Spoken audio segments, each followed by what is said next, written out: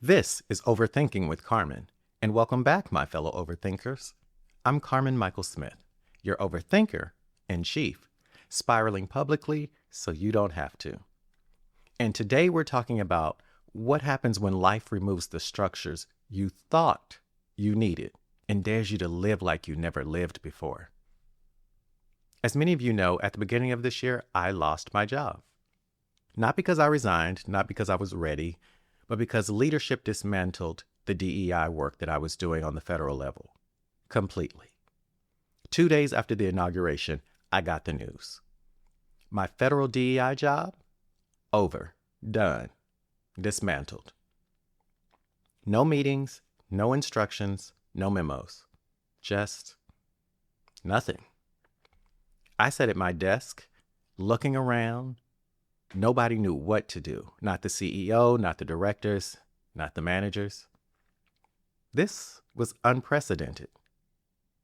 Within 24 hours, websites had to be scrubbed, programs dismantled, employees sent home and blacklisted, offices closed, no plan, no conversation, just erased. And in that moment, something cracked open. I didn't panic. I didn't spiral. Well, at least not in the way that most people expected. Instead, I felt something I hadn't felt in a long time. Space. For the first time, I had time. I had air. I had a life that wasn't tethered to checking boxes under someone else's timeline. And yet, even in the freedom, there was fear. Because the truth is, freedom hadn't been modeled for me. Growing up, I saw work. I saw survival. I saw making a way out of no way. You know how we like to say. But I didn't see freedom. I didn't see waking up slowly in the morning and deciding what to do with your day. I didn't see wake up and build your own life kind of freedom. I didn't see create without permission kind of freedom. So when it showed up at my door this year, it felt foreign. It felt risky. And it felt unprecedented. Sort of like Ryan Coogler's movie Sinners. It dropped and has shattered the game. And not just because of the story, which is a good story and great layers, but because of the deal he made. Full creative control. Ownership of his work. Profit sharing on the back end, but first up. His own expanding production company under his own terms. This is historical. It's power. It's also possibility.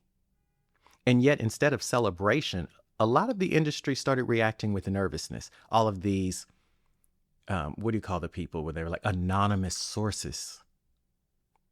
People reacting with nervousness and caution, discomfort.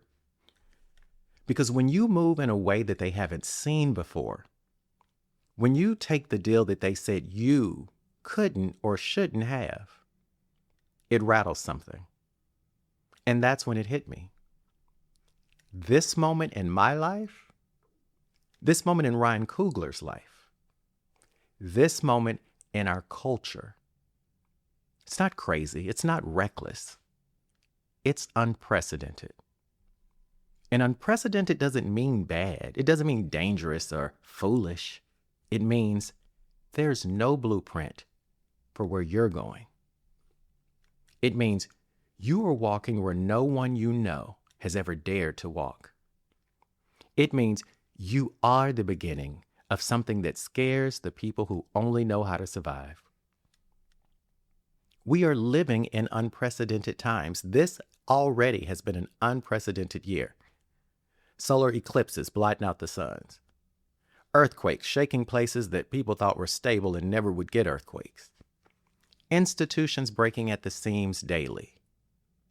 Movements that people just can't even explain away. And maybe, just maybe, that's not the collapse maybe that's the rebirth. But rebirth costs. It costs comfort. It costs certainty. Reminder, Carmen, it costs certainty. And it costs the illusion that you're in control. Freedom costs, and as a part of that cost, it's working through the fear you didn't even know was still living inside you. Because fear doesn't always scream. Sometimes it just hesitates. Sometimes it second guesses. Sometimes it asks, but what if I fail? And you have to answer back, but what if I don't? You have to build the road as you walk it. You have to breathe even when the old survival scripts tell you to hold your breath. You have to love even when fear of having your heart broken again says, shut it all down. So if life feels unfamiliar right now, if your new beginnings scare you, if they scare you more than your old endings ever did, if freedom feels heavy in your hands, good. That's the weight of becoming unprecedented. I'm Carmen Michael Smith, your overthinker in chief. Thank you for spiraling with me again. And until next time, move like you've never moved before.